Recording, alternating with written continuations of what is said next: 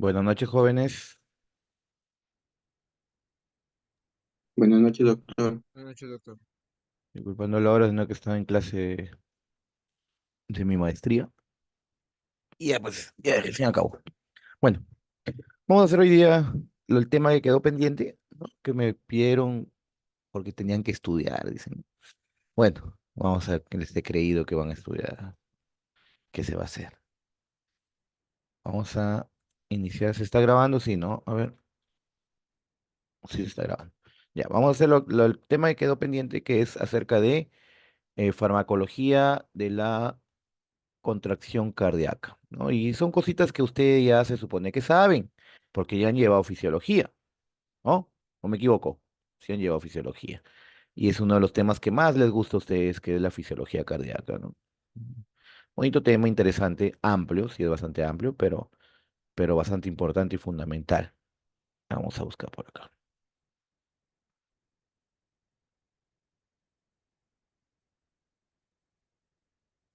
La farmacología.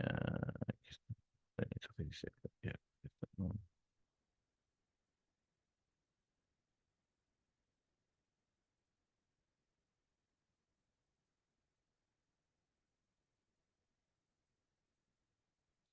Muy bien, chicos. ¿Se ve? Sí, sí, doctor, sí se ve. Sí se ve todo. Ok, muy bien.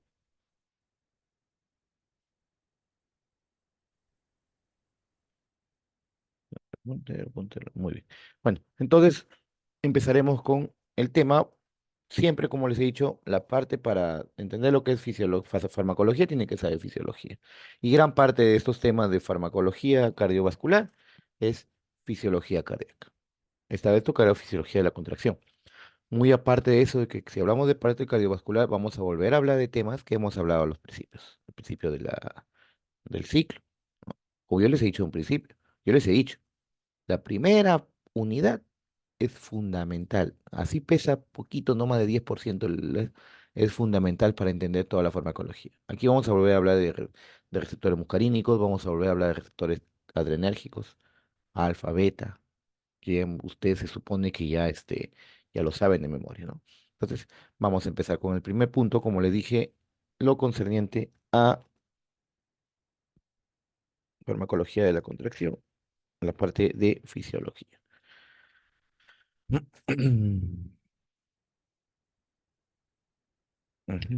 Ahora sí, muy bien.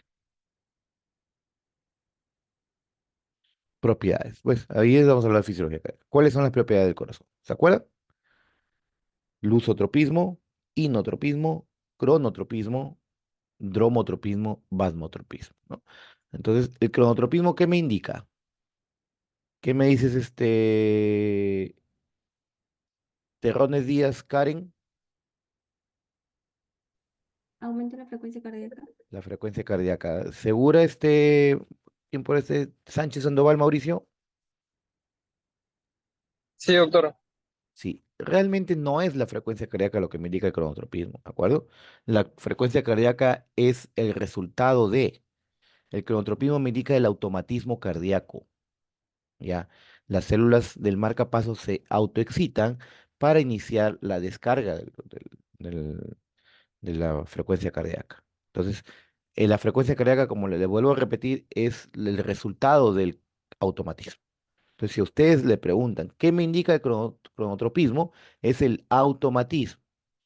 Cronotropismo positivo es cuando aumenta la frecuencia cardíaca y cronotropismo negativo es cuando disminuye la frecuencia cardíaca. ¿De acuerdo? Ahora, si yo les pregunto, por ejemplo, Anaís Núñez,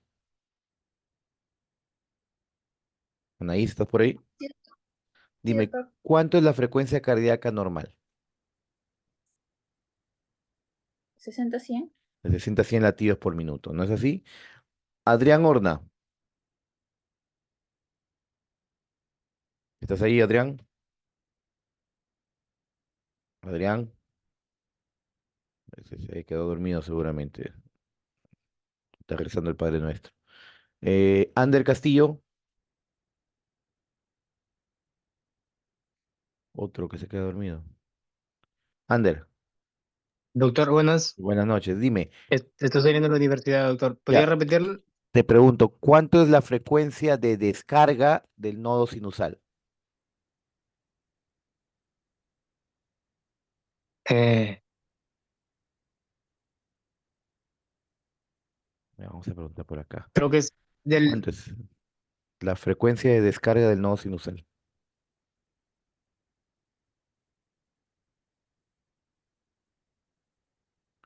A ver qué me dice Baella Cayetano, Nicole Yamilé. Se quedó dormida también. Pérez Pérez Leslie. De 60 a 100. Sí, sí, Mauricio. De 60 a 100 tiene que tener la misma frecuencia cardíaca Así porque es es, el nodo que da el ritmo. así es. Muy bien, buena respuesta. Muy bien, Pérez. La frecuencia de descarga del Gracias. nodo sinusal. No, Mauricio y también me respondió Pedro lo mismo. La frecuencia de descarga del nodo sinusal es la misma que la frecuencia cardíaca, pues. ¿Quién comanda la frecuencia? ¿Quién comanda el corazón? Nodo sinusal. Simplemente le cambié la palabra. Entonces, la frecuencia normal es de 60 a 100. ¿Ya? Tenemos otra propiedad, el dromotropismo. El dromotropismo me indica la conductibilidad. El batmotropismo, la excitabilidad. Yo siempre tengo una mnemotecnia, que digo, Batman se excita al ver a Gatúbela. Entonces, batmotropismo, excitabilidad. Inotropismo, ya saben, es la fuerza contráctil. Y el lusotropismo o lucitropismo me indica la relajación cardíaca. ¿De acuerdo? Muy bien. Entonces, aquí tenemos las propiedades del corazón. Bueno. Para continuar, tenemos que saber el gasto cardíaco. Y eso ya lo saben también. ¿Qué es el gasto cardíaco? Cabrera Pérez, Jimmy.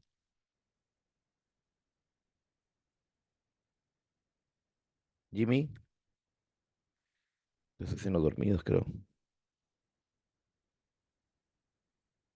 Jimmy, doctor Ramírez, Es el volumen de sangre inyectado. ¿qué más? Mm. ¿Cómo que más? Que es igual a la frecuencia cardíaca por el volumen sistólico. No, te falta un dato nada más. Ah, por minuto. Ah, así es. Ya, el Ah, por volumen cada minuto. inyectado por cada minuto. Muy bien, esa es la respuesta. Es el volumen volumen sanguíneo que el corazón eyecta por un minuto. Hablamos, en física nos enseñaron un término que se llama flujo. Flujo significa cantidad de volumen de cualquier fluido por una unidad de tiempo. Y eso es lo que hace el corazón. Elimina cierta cantidad de sangre por un minuto. Entonces ahí podemos decir, ese es el gasto cardíaco. También le llaman volumen minuto, por si acaso. Y también le llaman débito cardíaco. Y ahora sí, ¿y por quién está representado o quién forma el gasto cardíaco? Ahora sí la respuesta. Volumen sistólico por la frecuencia cardíaca. Entonces, el gasto cardíaco es el volumen sistólico por la frecuencia cardíaca. Ahora, ¿qué es el volumen sistólico? ¿Qué es el volumen sistólico? Por ahí, ¿quién me dice? Es la fracción de sangre que el corazón inyecta. No, ese no es volumen sistólico, ¿No? por si acaso. Esa es fracción de eyección. No confundir. Volumen sistólico, el nombre lo dice, es la cantidad de sangre que el corazón eyecta en cada latido. La fracción de eyección es la fracción de sangre que el corazón, el ventrículo elimina en relación a la cantidad que le llega. Esa es fracción de eyección. Por ejemplo, si el corazón se llena con 400, supongamos que el corazón se llena con 400 y eyecta 300, ¿cuánto es la fracción de eyección? 75%, ¿no? Esa es fracción de eyección. Ojo, no es lo mismo. Volumen de eyección o volumen sistólico o volumen latido. Es la cantidad de sangre o el volumen de sangre que el corazón emite en un latido, en una sístole. Volumen sistólico. El ejemplo que le estoy dando es para no confundir con fracción de eyección. Ese corazón se llena con 400 y elimina 300. Esos 300 mililitros es el volumen sistólico. Es el volumen que el corazón eyectó en la sístole, 300 mililitros. ¿Y cuánto es la fracción de eyección? Eso, esa cantidad en relación con lo que se llenó, es decir, 75%. Ya para no confundirlo mucho, porque a veces hablo de porcentajes y vuela. El corazón se llena con 400 y su volumen sistólico es 200. ¿Cuánto es la fracción de eyección? 50%. Entonces no es lo mismo, no confundir. ¿De acuerdo? Muy bien. Entonces, aquí tenemos, como pueden ver, el gasto cardíaco es igual a la frecuencia cardíaca por volumen sistólico. Y esto de aquí también tenemos que saber que de esta frecuencia cardíaca está regulada por el sistema parasimpático, y eso ya lo hemos estudiado también en las primeras semanas. Sistema parasimpático. ¿Qué hace el sistema parasimpático en el corazón? ¿Qué hace con la frecuencia cardíaca? La disminuye. ¿No es así? ¿Qué receptores activa el sistema parasimpático para disminuir la frecuencia cardíaca? Los M2. Los M2, los muscarínicos 2, M2.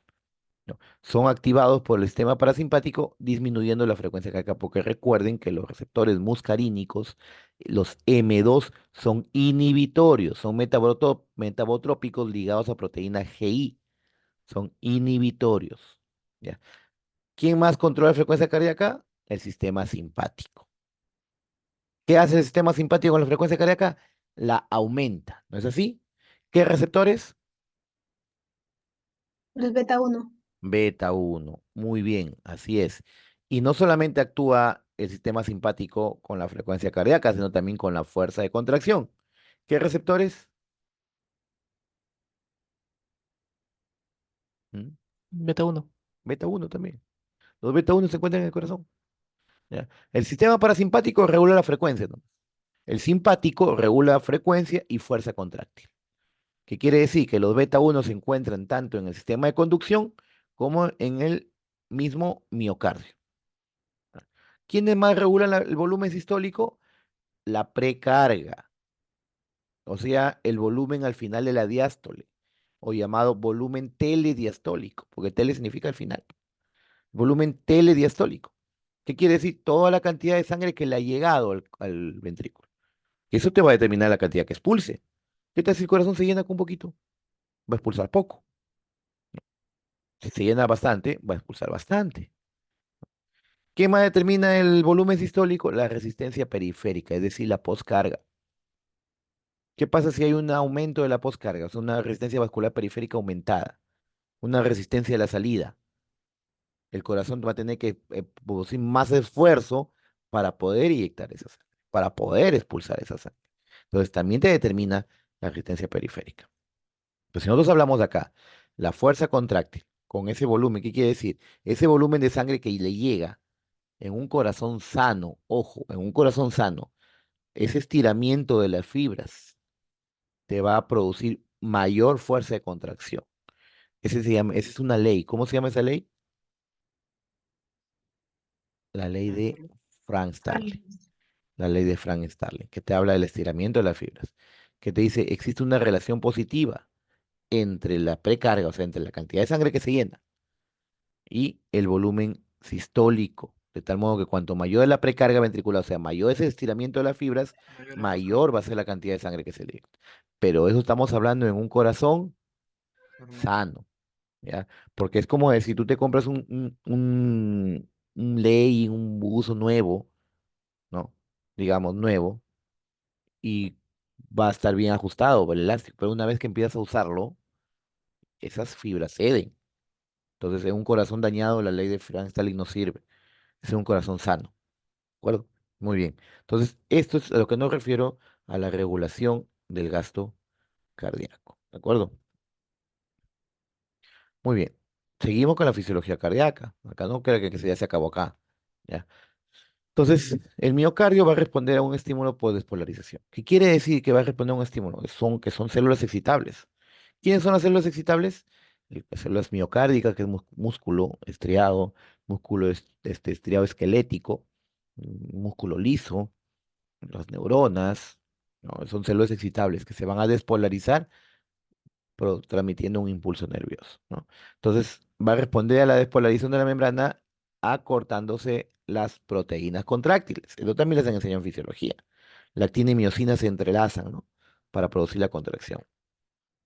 ¿Y en qué momento se determina cuando hay una repolarización? La membrana nuevamente vuelve a su estado de reposo y las fibras que están entrelazadas se liberan, ¿no? Eso se hay que regular desde el punto de vista histológico de los cardiomiocitos o miocardiocitos, que son las células cardíacas, están interconectadas en grupos, llamadas sincitios. ¿Qué quiere decir? Que están así como lo ven, ¿no? Una por aquí, otro, forman como una red para que actúen como uno solo. Eso quiere decir, se excita una sola célula y se excitan todas. Se unen uno solo, así como cuando en la época de la virtualidad daban sus exámenes grupales, todos eran uno solo durante los exámenes, igualito acá actúan las células, uno solo, una sola excitada y actúan como si fuera uno solo. Eso se llama una distribución sincitial o sincitio de las fibras. Y ustedes se van a dar cuenta cuando vayan a un restaurante y pidan un lomo y pidan un anticucho. Y al masticarlo se dan cuenta que las fibras o el músculo es totalmente diferente, la carne muscular, o el músculo estriado esquelético, que el músculo cardíaco. Eh, la contracción es el resultado de la interacción del calcio con las proteínas contráctiles, ¿no? Ahí dice, el calcio activador que se da durante la sístole con el sistema actina, troponina, tropiomiosina. Eso es importante, chicos, ¿por qué? Porque los fármacos que vamos a hablar se van a abocar a eso, aumentar las concentraciones de calcio. ¿Para qué? Para que este calcio, al aumentar, incremente la contracción, ¿no? ¿De dónde aparece el calcio? De dos lugares. Este calcio se libera del retículo sarcoplásmico, porque está metido. El retículo sarcoplásmico es nada más y nada menos que el retículo endoplasmático, ¿ya? Del músculo. Por eso se llaman sarcoplásmico, porque sarco significa músculo, acuérdense. Entonces el retículo sarcoplásmico libera el calcio y otro calcio ingresa del medio extracelular. Entonces, tanto el calcio que se libera del retículo sarcoplásmico y el calcio que ingresa del extracelular se acumula dentro de la célula, digamos, interactuando con el sistema actina, troponina, tropimiosina, haciendo que las células se acorten o se contraigan. Entonces, como ven ahí, la cantidad de calcio disponible es el factor para la contracción. Punto punto importante, porque esa cantidad de calcio, los fármacos de los que vamos a hablar después, van a abocarse en eso, a aumentar las concentraciones de calcio, ¿ya? A eso se aboca y eso se, ¿ya? Miren aquí, por ejemplo, incluso ahí está un fragmento de la tabla periódica, donde está el calcio, número atómico 20, número de masa 40, incluso su distribución electrónica. 1s2, 2s2, 2p6, 3s2, 3p6, 4s2, ¿no? Que ven acá. Entonces, este calcio, este elemento químico, justo aprender en la época del colegio, se encuentra afuera o dentro del retículo sarcoplásmico, entonces ingresando, liberándose y esto acumulándose dentro de la célula para incrementar la contracción. Seguimos con fisiología, por si acaso. Bien, en el corazón, como pueden ver, aquí está el nodo sinusal. El nodo sinusal es el nodo donde se inicia el impulso cardíaco. Por eso que la pregunta que le hice hace un momento, ¿cuánto es la frecuencia de descarga del nodo sinusal? La misma que la frecuencia cardíaca, porque ahí nos inicia ya en la clase que hemos hecho de antiarrítmicos, ahí ya les he explicado todo lo que es la fisiología del sistema de conducción. Entonces, ¿cómo inicia? Se despolariza la célula marcapaso y este de aquí se distribuye a través de los haces internodales a todo el sistema de conducción cardíaco que termina en la fibra de Purkinje. Y este sistema de conducción termina excitando o despolarizando a los cardiomiocitos o células musculares cardíacas. ¿Qué hacen al despolarizarse los cardiomiocitos? Inmediatamente permiten la entrada de calcio y la salida del retículo sarcoplásmico. y este calcio interactúa con la actina, troponina, tropamiosina, produciendo la contracción. Y una vez que culmina la contracción, se recaptura el calcio por el retículo sarcoplásmico y el otro calcio es expulsado. Y cuando ya no hay calcio en el citoplasma, viene lo que es la relajación. Bueno, miren así de fácil es, facilito. Bueno, ahorita para ser un poquito más específicos, más detallados, mejor dicho, porque estoy aquí, ya lo saben, estoy aquí, miren, este extracto es del gaito. Inicia una despolarización de la membrana, entonces al despolarizar la membrana empieza y se inicia la despolarización, como ven ahí, ¿no? Y acá aparecen unos túbulos en T que son exclusivos del músculo cardíaco. Los túbulos en T te aumentan, como se podría decir, la superficie de despolarización. Y ahí aparecen ciertos canales llamados canales de calcio tipo L, que una vez que se despolariza, como ven aquí, miren, más de acá se despolariza, inmediatamente abren estos canales de calcio. Y al ingresar el calcio dentro de la célula, activa al retículo sarcoplásmico y empieza a liberar el calcio. Entonces, todo este calcio que se libera del retículo sarcoplásmico, más la cantidad de calcio que ingresa desde afuera, me produce la contracción. ¿No es así? Pero no se puede quedar así, pues. No se puede quedar contraído. Entonces, una vez que ya termina o cede el impulso, ¿qué pasa? El calcio es recaptado o recapturado por el retículo sarcoplásmico a través de una bomba ATP-ASA, dependiente ATP, lo captura. Y otra parte del calcio y viene acá hacia la membrana y sale a través de un intercambiador calcio-sodio, que es un antiporte. Sale el calcio e ingresa el sodio. Pero, ojo, el sodio no puede quedar dentro de la célula, porque fisiológicamente el sodio es extracelular. Entonces ahí se activa la bomba de sodio-potasio, expulsando el sodio e ingresando el potasio para repolarizar la membrana. Y la contracción, como ya no hay calcio, la contracción cede. Así funciona. Seguimos con fisiología. Aquí hablamos de los receptores beta adrenérgicos. Nosotros ya lo hemos estudiado, ya saben que se hacen los receptores beta adrenérgicos, pero en el corazón, ¿cuáles son los receptores beta que encontramos en el corazón? Ya lo mencionaron, los receptores beta 1, ¿no? Tanto en el sistema de conducción como en el sistema miocárdico. Entonces, aquí como pueden ver, este es el receptor beta, ¿ya? Y viene un agonista beta 1, digamos, la dobutamina, por ejemplo, dopamina. Activan este receptor. Recuerden que los receptores beta son receptores metabotrópicos, ¿ya?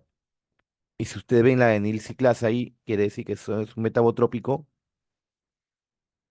tipo GS, ¿no? Entonces, los receptores beta 1 inmediatamente activan a través de la adenilatoxiclasa la formación del AMP cíclico, ¿ya? La formación del AMP cíclico, ¿ya? A través de la proteína GS. Entonces, esa, como ven aquí, la enilatociclasa convierte el ATP en AMP cíclico. Y ese AMP cíclico, ¿qué es lo que hace? Como ven ahí, activa las proteinquinasas. La más importante, la proteinquinasa A. ¿Y qué hace esta proteinquinasa A, chicos? Permite la entrada del sodio y la liberación del retículo sarcoplásmico, empezando a acumularse el sodio, permitiendo la contracción muscular. Entonces, ¿qué hace, por ejemplo, un- Ah, ya. Y una vez que el AMP cíclico empezó a actuar, viene una enzima llamada fosfodiesterasa que va a degradar el AMP cíclico en AMP, como pueden ver ahí. ¿Ya? Entonces, una vez que se degrada en AMP, se acabó la actividad del receptor beta. Porque ya al disminuir el AMP, ya no hay quien active la fosfoquinasa, la proteína quinasa, ¿no? Pero hay un fármaco llamado amrinona, ¿ya? Ahí se encuentra la fosfodiesterasa 3, que inhibe, digamos, esta enzima, la fosfodiesterasa 3. ¿Y qué pasa si inhibo la fosfodiesterasa 3? Se acumula el AMP cíclico. Y al acumularse el AMP cíclico, empieza a acumularse calcio. Y esto vamos a hablar después, ¿ya? Pero aquí nos importa cómo actúa el receptor beta 1. Entonces, esto para que tengan un conocimiento no más general, tenemos las terminologías que se utilizan en insuficiencia cardíaca, ya lo verán después cuando lleven cardiología. Aquí está incluso las causas de enfermedad insuficiencia cardíaca aguda. Insuficiencia cardíaca aguda es una emergencia. La gente se puede morir, no es que el corazón no está compensando, primera vez. Y hay distintas causas, como ven ahí, ¿no? Eso ya se los dejo para que lean. Bueno, la insuficiencia cardíaca se va dividiendo en grandes grupos. La insuficiencia cardíaca sistólica y la insuficiencia cardíaca diastólica. ¿Ya? La sistólica es porque falla la sístole. Eso quiere decir que el corazón se llena bien, pero no late, se contrae muy suave. Es una falla sistólica. ¿Ya? Es la más común de todas. ¿Ya? Se asocia hasta un 70% de pacientes. Principal causa de la cardiopatía de la insuficiencia sistólica es la cardiopatía isquémica. Recuerden que cuando el, el miocardio se infarta, es reemplazado ¿por qué? Por tejido fibroso. Y el tejido fibroso no se contrae. Y termina produciendo un corazón dilatado que no se va a contraer. Entonces ahí ¿cuál es la falla? ¿Mm? Falla sistólica. El corazón está dilatado, el corazón no se va a poder contraer porque ya no puede. Entonces, la principal causa es ahí, como ven, cardiopatía isquémica e historia previa al embarazo. La hipertensión arterial no tiene mucha importancia en este tipo de insuficiencia cardíaca. En cambio, en la insuficiencia cardíaca diastólica, la causa más común es la hipertensión. ¿Ya? ¿Cuál es el problema ahí? El corazón no se expande. El corazón no se expande. Hay un patrón restrictivo ahí. Entonces, ¿y por qué el corazón no se expande? Porque es, por ejemplo, una de las causas de la hipertensión arterial. Yo se expliqué la semana pasada. ¿Qué pasa cuando alguien está levantando pesas todos los días? El músculo se hipertrofia. Entonces, ¿qué pasa con el corazón cuando la resistencia vascular periférica, eso quiere decir las arterias y las venas están bien aumentadas, como el caso de la hipertensión arterial? Ese corazón, que es un músculo, empieza a latir más fuerte y se engruesa, o se engrosa, mejor dicho. Es un corazón grueso, se hipertrofia. Ya, y eso me lleva a una hipertrofia muscular. Entonces, al hacerse el corazón hipertrófico, no se va a relajar bien, a pesar que sí se contrae bien. Eso se llama falla diastólica. Llamamos la hipertensión y la miocardiopatía hipertrófica. Como le dije, en la sistólica hay un corazón dilatado y en la diastólica hay un corazón no dilatado. Entonces, si ustedes ven ahí, por eso dije, no confundir fracción de eyección con volumen sistólico. En ambos, el volumen sistólico está reducido. Por algo se llama insuficiencia cardíaca. ¿Ya? Como se llama insuficiencia cardíaca, en ambos volumen, el volumen sistólico está reducido. Pero dense cuenta que el problema de la sístole es que el corazón no se contrae. Por lo tanto, su fracción de eyección va a ser bastante baja, porque va a botar un poquito y el resto se va a quedar. En cambio, en la insuficiencia cardíaca diastólica, el problema es que no se expande el corazón. Entonces, el problema ahí es que se va a llenar un poquito nomás. O sea, puede llenar completamente ese corazón. Entonces, al no llenarse por completo, vas a eliminar un poco, a pesar que su fracción de eyección sigue siendo conservada. ¿Por qué es conservada? Porque el corazón, el problema ahí es que no se llena. Entonces, al no llenarse, el problema es falla diastólica, ¿no? Aquí la fracción de eyección en el corazón dilatado está disminuida y en la diastólica la fracción de eyección está normal. ¿Eso cuál es? Vuelvo a repetir, en la falla sistólica la fracción de eyección está disminuida y en la falla diastólica la fracción de eyección sí se mantiene normal. ¿Cómo le puedo decir? Disminuye el volumen, pero no la fracción. Ahí pueden haber síntomas pulmonares, sistémicos y la otra puede producir signos y síntomas desde el punto de vista secundarios a la hipoperfusión. Entonces, ahorita hablamos de la fisiopatología ya, ¿no? A recordar que el gasto cardíaco, el gasto cardíaco va a estar determinado por el volumen de carga y el tiempo. ¿Qué quiere decir el volumen de carga? La cantidad de sangre que le ha llegado o le va a llegar. Entonces, está determinado por la precarga, la poscarga y la contractilidad. y aparte la frecuencia cardíaca. Entonces, ¿qué me indica acá? La precarga es la presión telediastólica del ventrículo izquierdo, o sea, la cantidad de sangre que le llega. La poscarga es la fuerza contra la que se contrae el ventrículo. Pues una estenosis valvular, una hipertensión arterial, etc. La contractividad es pues la fuerza, capacidad de fuerza del corazón, el inotropismo, que va a ir de la mano con la frecuencia cardíaca. ¿Por qué? Porque recuerden que si se activan los receptores de beta 1 va a incrementar tanto la fuerza contráctil como la frecuencia cardíaca. ¿Ya? Pero aquí aumenta el tono vegetativo incluso. Pero aquí estamos hablando de la parte fisiológica y hablaremos de la fisiopatología. ¿Qué sucede en la... Bueno, esto me supongo que ya les han enseñado en el curso de fisiología, perdón, de fisiopatología. Entonces, ¿qué sucede en una insuficiencia cardíaca? ¿Qué pasa con la precarga? La precarga, ¿qué va a pasar con la precarga?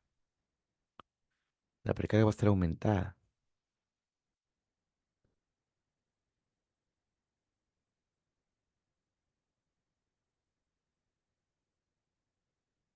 Ya, la precarga va a estar aumentada. No es que el corazón, como no late muy bien, bota poca sangre y todo se va acumulando y las presiones aumentan.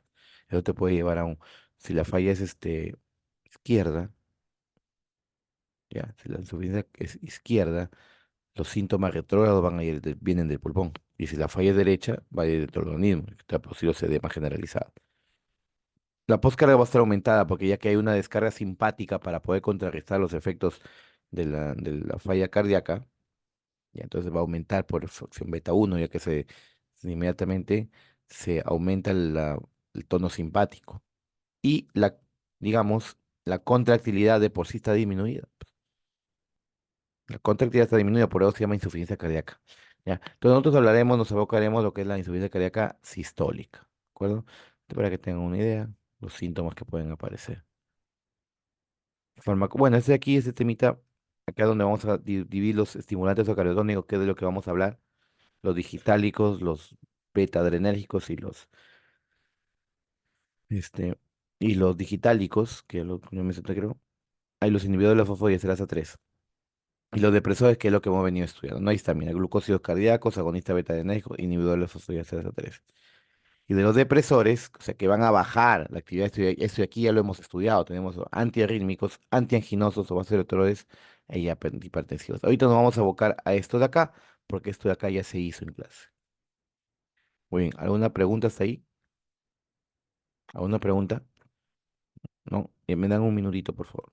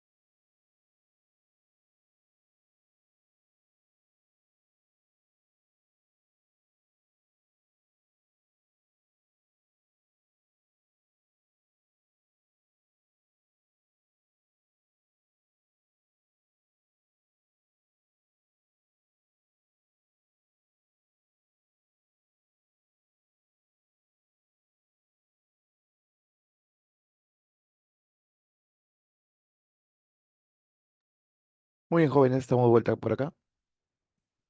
Bueno, entonces recién, miren, ya casi la mitad del tiempo hemos hablado de fisiología.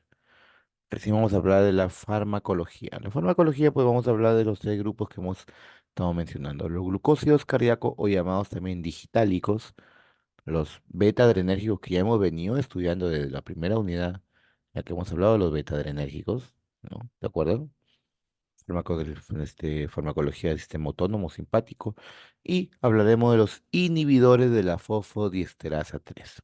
Entonces, empezando con los glucósidos cardíacos, como ya les dije, fármacos, ojo que los fármacos que vamos a hablar son fármacos cardiotónicos, que son inotrópicos positivos, son fármacos que vamos a utilizarlos para el uso y manejo exclusivo de la insuficiencia cardíaca sistólica. Sistólica. ¿Por qué? Porque lo que estoy haciendo es fármaco que me va a aumentar la fuerza contráctil, que es lo que falla en la sistólica. Entonces, aquí mismo lo dice, aumenta la contractilidad y el volumen minuto cardíaco o gasto cardíaco, actuando directamente en las células musculares cardíacas, ¿ya? Y ahí incluso dice insuficiencia cardíaca sistólica, ¿ya? Tenemos de todos esos, lo más importante es la digoxina y el anatocidose. Entonces, la digoxina es un fármaco que es extraído, fue extraído de una planta llamada digitalilanata. Por eso de ahí, y todos los alcaloides que salieron ahí se sacaron o se semisintetizaron en los otros fármacos digitálicos, como le llaman, ¿no? O cardiotónicos, o glucósidos cardíacos. Le llaman digitálicos por la planta digital, ¿no? Mayormente la digoxina se puede utilizar vía oral o vía endovenosa para en situaciones de urgencia. Necesitamos una digitalización rápida. No, nunca utilizar vía intramuscular o subcutánea porque puede producir necrosis, ¿ya? Muy poca unión a proteínas plasmáticas con digamos, un paso a través de la barrera hematoencefálica y placentaria, digamos, marcado, sobre todo la placentaria, incluso mira, concentraciones en el feto de 50 a 85% del plasma de la madre. Y la digoxina en jóvenes es un fármaco con un estrecho margen terapéutico. Eso quiere decir que cualquier variación o cambio en la en la dosificación puede traer reacciones adversas, ¿no? O intoxicación. Tiene un metabolismo de un 10 a 20% en el hígado, con una eliminación del 75-80% en forma inalterada, o sea que no se va a metabolizar. Incluso esa forma que se excreta a través de la bilis de forma inalterada puede reabsorberse, ¿ya? Ese fenómeno de reabsorción se llama recirculación enterohepática. ¿Ya? Miren, aquí hablamos del mecanismo de acción. Normalmente, ¿qué sucede? Lo que le hemos explicado temprano. ¿Qué sucede con el calcio? Parte del calcio se mete dentro del retículo sarcoplásmico y el otro calcio va hacia el exterior para ser expulsado. ¿Se acuerdan? Venía un intercambiador de sodio-calcio, ¿no? Y ese sodio no podía quedarse adentro. Entonces inmediatamente se activaba la bomba de sodio-potasio TPasa.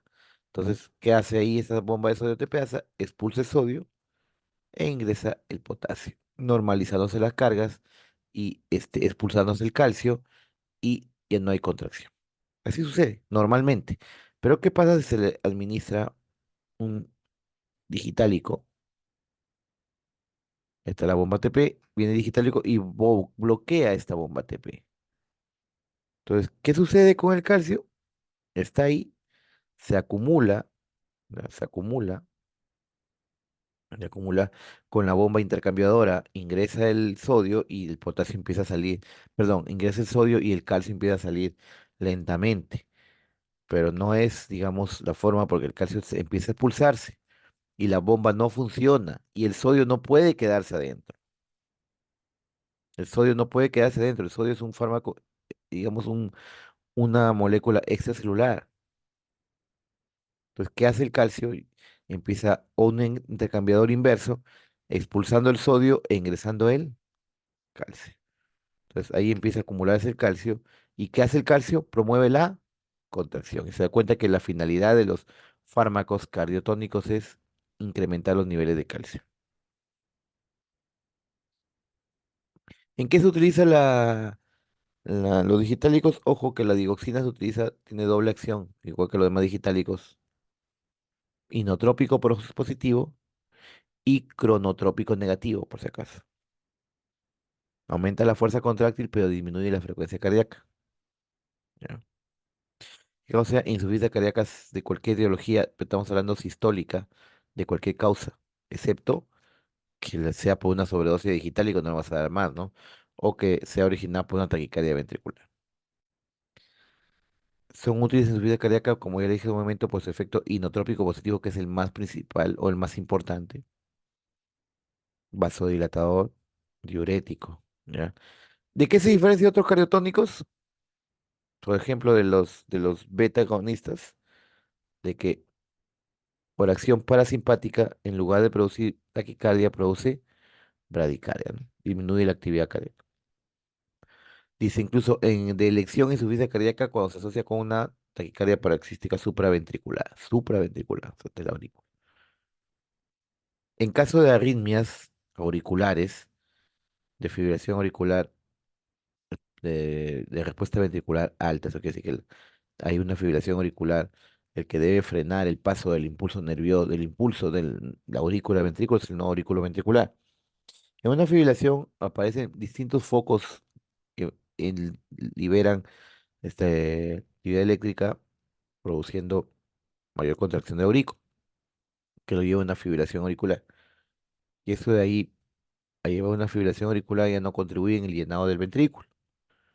Y el ventrículo se va a llenar, ¿ya? Y esa frecuencia cardíaca, digamos, que está demasiado avanzada, va a haber un momento en que va a descompensar al paciente y hay que tratar. ¿Qué fármacos se le da? Los fármacos que van a bloquear o disminuir, más que todo disminuir el paso eh, el- a través del nodo aurículo ventricular. Porque el nodo aurículo ventricular es el que frena. Entonces, si hay un descontrol y el ventrículo empieza a descontrolarse también, te ponemos a administrar estos fármacos. ¿Qué hacen estos fármacos los digitálicos? Detienen o retrasan el impulso a través del nodo auriculo ventricular, produciendo una bradicardia negativa, una bradicardia, un cronotropismo negativo, ¿no? En caso de taquicardia paroxística auricular, ahí sí no es acción directa, sino a través de estimulación del sistema parasimpático. Como dice, actualmente se prefiere el verapamilo, ¿no? Es menos, digamos, ofrece mejores resultados, menos tóxico, pero sí cuesta más. La intoxicación digitálica, como le hemos dicho hace un momento, la dioxina tiene un margen terapéutico bastante estrecho. Cualquier cambio en la dosis puede producir esos síntomas que llamamos. Un nodo sinusal puede producir bradicardia. ¿Ya? En caso de intoxicación digitálica va a haber un aumento, una prolongación del intervalo PR, alteraciones en el EKG y ensanchamiento del QRS. No olvidar eso. Son otros síntomas que tiene desde el punto de vista extracardíaco, ¿no? De vómito, diarrea hasta alteraciones visuales, ¿no? Muy bien. ¿Qué va a suceder en el EKG? Van a haber cambios discretos. El más llamativo de todos es el- la onda T, ya, la onda T. Al aplanarse o poner hacia abajo la onda T, se declina y se hace un declive. Le llaman cuneta digitálica. El desnivel del cemento es de T. Cuneta digitálica le llaman. El ST digitálico, como ven ahí, ya les mencioné, forman esa cubeta y que puede demorar, digamos, mucho tiempo en desaparecer, ¿ya? Porque se forma, es como una forma de un tatuaje que no lo es tampoco.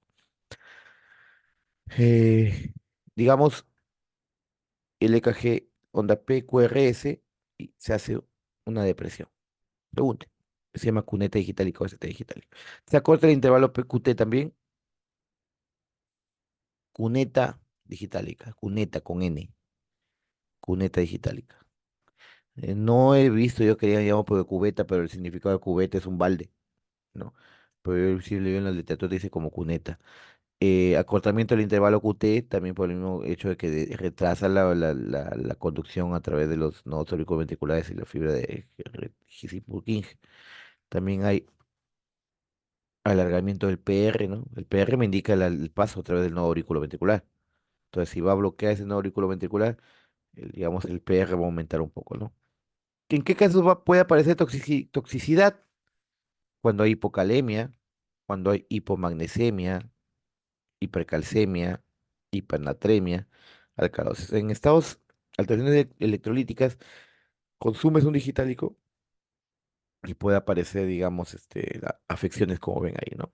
También tratamientos con otros fármacos como la quinidina, verapamil o furosemida.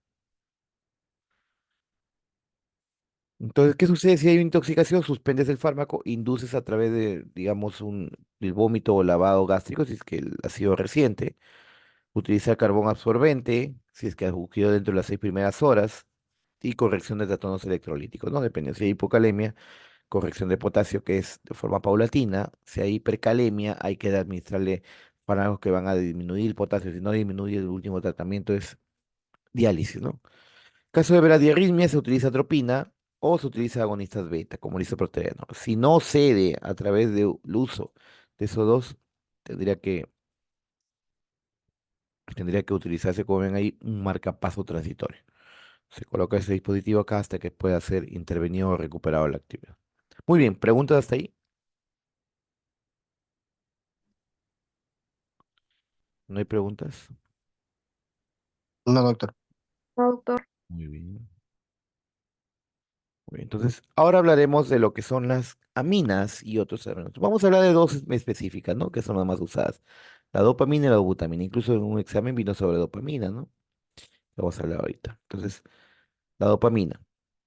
Ven acá. Aumento de la diuresis y excreción renal. Como ven aquí, activación de receptores. ¿Cuáles son los receptores que activa la dopamina? Dosis dependiente. D uno, beta uno y alfa, ¿no? Entonces ahí vienen los DAI uno y 2 y los beta uno adrenérgicos.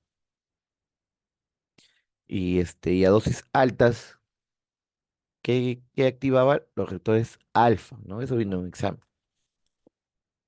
Este fármaco tiene un tiempo de latencia muy corto, por eso es que deben utilizarse en bombas de infusión y pasarlo lentamente por un tiempo prolongado. ¿Ya? No atraviesa adecuadamente la membrana hematoencefálica y se metaboliza como las demás catecolaminas por la MAO y la COM, ¿no?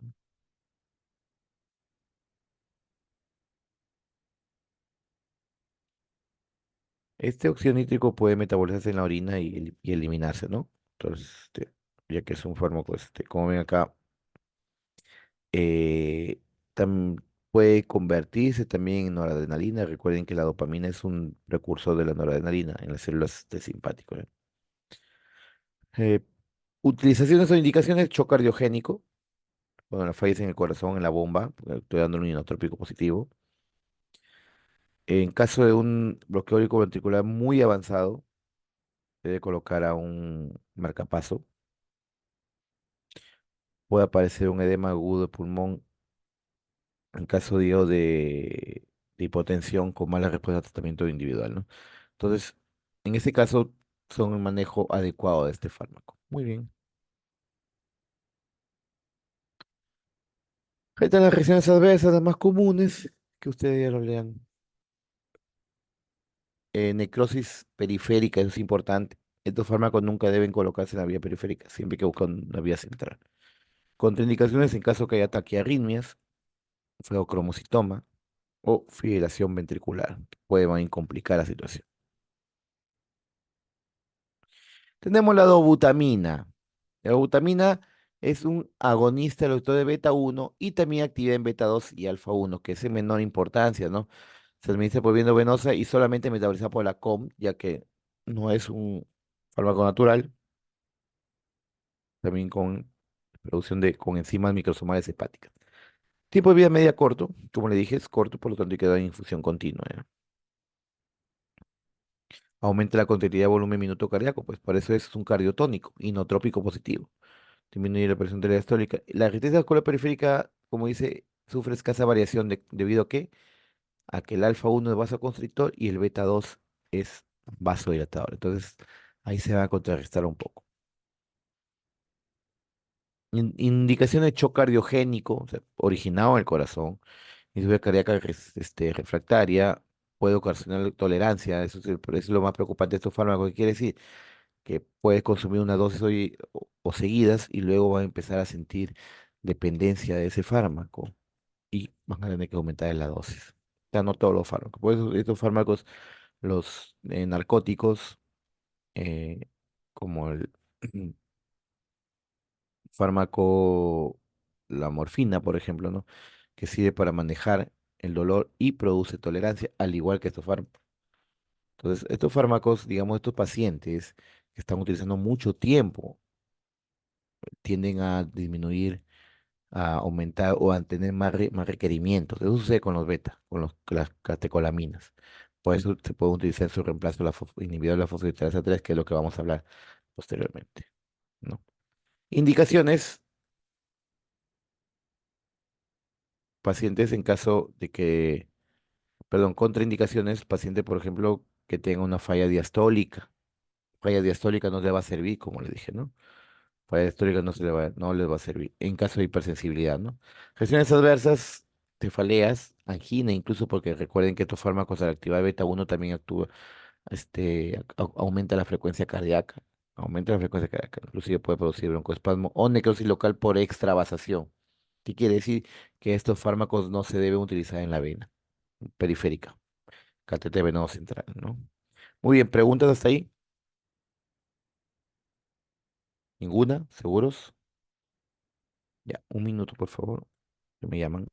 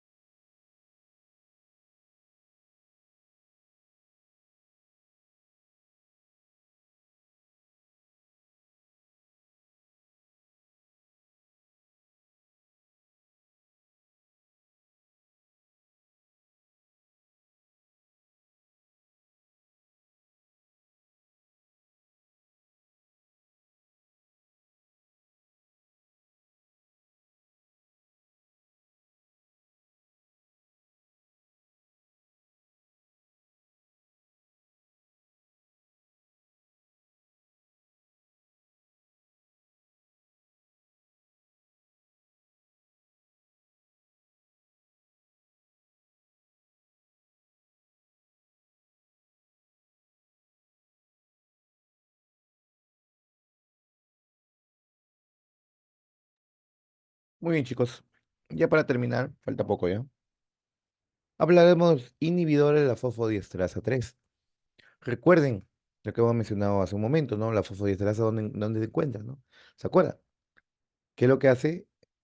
Degradaba el AMP cíclico, la fosfodiesterasa 3, degradaba el AMP cíclico, convirtiendo nuevamente en ATP, deteniendo la contracción. Entonces, ¿qué hacen estos fármacos? Inhiben esa enzima.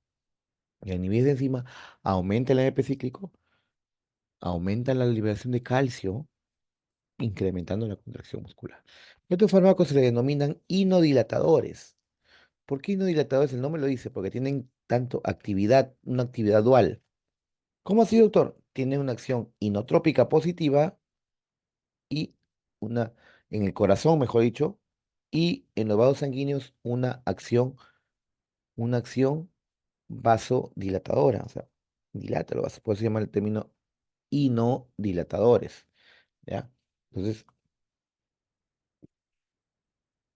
acá tiene una acción dual, nivel cardíaco y nivel vascular. A nivel cardíaco aumenta la fuerza contráctil, ¿ya? A nivel cardíaco aumenta la fuerza contráctil. Y a nivel vascular, bueno, efecto inotrópico positivo y a nivel vascular produce una vasodilatación arteriovenosa, disminuyendo la resistencia vascular periférica.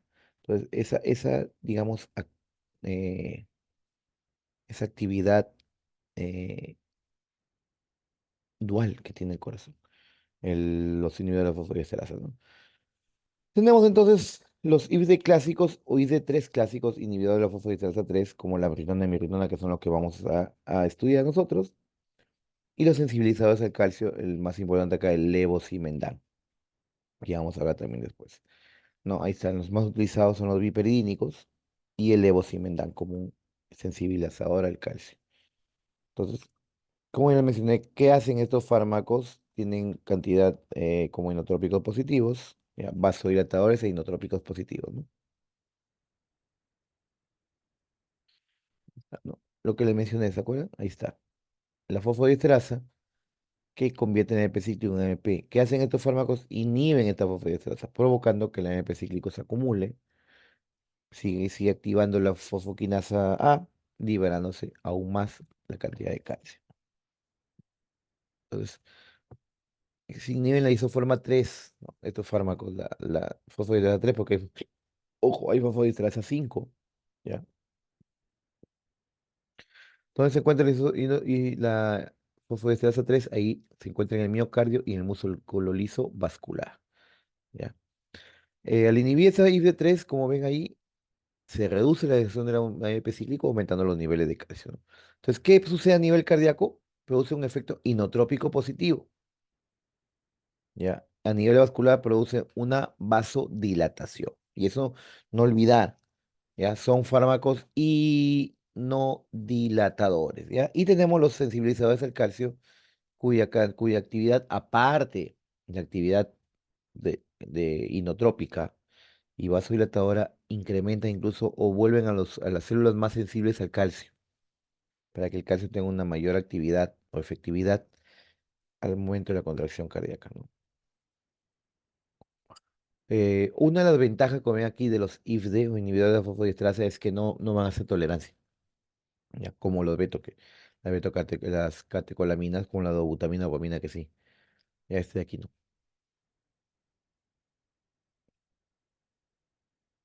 Efectos cardíacos, pues aumento, es inotrópico, aumenta la contractilidad, va a haber aumento de la fuerza, va a un aumento de la conducción. Ya, y el músculo liso vascular va en disminución de la poscarga. ¿Por qué? Porque va a producir una vasodilatación. ¿Ya? Son vasodilatadores. Ahí el término, inodilatadores. ¿Ya? Disminuye la presión intrapulmonar, reducción del tono venoso periférico. Otros efectos, relajación del músculo liso en las vías respiratorias, tienen cierta actividad broncodilatadora, disfunción plaquetaria y una acción inmunomoduladora. Bueno, ya para terminar, vamos a hablar de las cosas puntuales de estos fármacos, porque eso prácticamente ustedes no lo van a ver en hospitales, a menos que valoren digamos, en situaciones de emergencia, ¿no? La mirrinona prácticamente ya está saliendo acá de los peritorios por su tiempo de vida media prolongada que tiene, su poca unión a proteínas plasmáticas, conllevando a la aparición de efectos adversos. Ya, muy bien. Esta la mirrinona, ¿ya? Mira, cada absorción vía oral, mayormente se utiliza vía venosa porque vía oral trae muchos efectos adversos, ¿ya? Tiene un tiempo de vida media de entre 2 a 3 horas, con un metabolismo hepático y una excreción renal. Esas son las reacciones adversas que puede producir, incluso hablando de una trombocitopenia o disfunción hepática, eso ya, digamos, y algunos infiltrados pulmonares o intolerancia gastrointestinal. Tenemos la milrinona, este es el más usado, 15 a 20 veces más potente que la rinona, ya se absorbe por tracto gastrointestinal, circula ligada a proteínas en un 70%, como le dije, y un tiempo de vida media casi igual de 1 a 3 horas. Metabolismo hepático y excreción renal. Ya. Puede producir extrasístole, taquicardia, que ocasiones filtración pulmonar, que es muy raro también. Y por último tenemos el levosimendan, como ya le dije, la acción del levosimendan. Nosotros utilizamos bastante en cirugía cardíaca en el hospital porque el paciente tiene que entrar a una bomba de circulación extracorpórea, le sacan toditita la sangre, activa una máquina y esa máquina va, toda la sangre que pasa, la va oxigenando y la va regresando al organismo. ¿Ya? Y una vez que acaba la cirugía cardíaca, porque el paciente tiene que volver a recuperar, ese corazón tiene que volver a latir nuevamente. Entonces, por eso mucho se le utiliza el levosimendan previo a la cirugía, para que ese corazón esté sensibilizado y a los mínimos niveles de calcio incremente su contracción de la forma más normal. Tiene unión a proteínas plasmáticas variable y la administra endovenoso también. Metabolismo hepático y excreción renal y biliar. Entonces, utilidad de los IBD3 en general, admisión endovenosa, asociados a agonistas beta 1, protegerse de la luz, etcétera. Dosificaciones estoy aquí, no le voy a preguntar. Muy bien, ¿preguntas? ¿Preguntas, chicos? ¿No hay preguntas? Dime, Mauricio, Doctor, una consulta. Entonces, para ¿qué de esos que nos ha mencionado, cuál sería el más efectivo? de ¿O los se últimos tienen que dos, usar combinados? ¿de cuál de No, los? no. Por Es ejemplo, que, de los digitálicos, de no, las no, alminas. es que mayormente un paciente que está hospitalizado, grave, digamos, un UCI y tiene un cuadro de un inotrópico, perdón, un cuadro de una insuficiencia cardíaca sistólica, la primera línea son las catecolaminas, dopamina o dobutamina. ¿Ya? Pero si es una insuficiencia cardíaca, por ejemplo, crónica, se utilizan los digitálicos, sobre todo vía oral. Pero en caso de que sea una insuficiencia cardíaca secundaria a una arritmia, como una fibrilación auricular, va muy bien ahí sí los digitálicos. ¿Por qué? Porque el digitálico, le dije, no solamente es inotrópica, sino también cronotrópica negativa. Entonces va a detener, va a ir hacia el nodo auricular ventricular y va a retrasar esa conducción. Y los de última instancia que utilizan son los inhibidores de la fosfatasa 3, no, sino porque son mucho más costosos y se utilizan en cambio en que el paciente después de un uso agudo de los beta-adrenérgicos no sea refractario o algo. ¿Ya? Mayormente la mirrinona más que la amrinona, por como ya les puse hace tiempo, la amrinona incluso ya quieren sacar del mercado, ¿no? Muy bien. ¿Otra Doctor, pregunta? y más, Dime. más es porque es sistólico, se ve porque la fracción de eyección está disminuido. Ahí, Así es. por eso sirven, ¿no? Si no, Así es. En la diastólica no te sirve de nada porque la falla diastólica, el corazón sí late bien. El problema es que no se expande. Hay un patrón restrictivo y al no expandirse no se llena bien. El no se llenarse bien va a botar poco. Entonces no te va a servir de nada el tratamiento que hemos hablado en una insuficiencia cardíaca diastólica, ¿no? O sea, ahí el tratamiento con una insuficiencia cardíaca diastólica es disminuir la poscarga. Mayormente utilizan vasodilatadores potentes para que al disminuir la carga del corazón y que deje de seguir hipertrofiándose. Ya. Muy bien, gracias, doctor. muy bien. ¿Alguna otra pregunta, chicos? Bueno, pues, si no hay más preguntas, damos por terminada la sesión hoy día. Nos estamos viendo el viernes. Ya están todos los exámenes teóricos. Voy a tratar de terminar el práctico para una vez pasar en las notas. Tengan buenas noches, jóvenes. Hasta luego. Solo, doctor, gracias. Hasta luego. Doctor. Luego, doctor. Hasta luego. No, doctor. Hasta luego, doctor. Hasta luego. Hasta luego.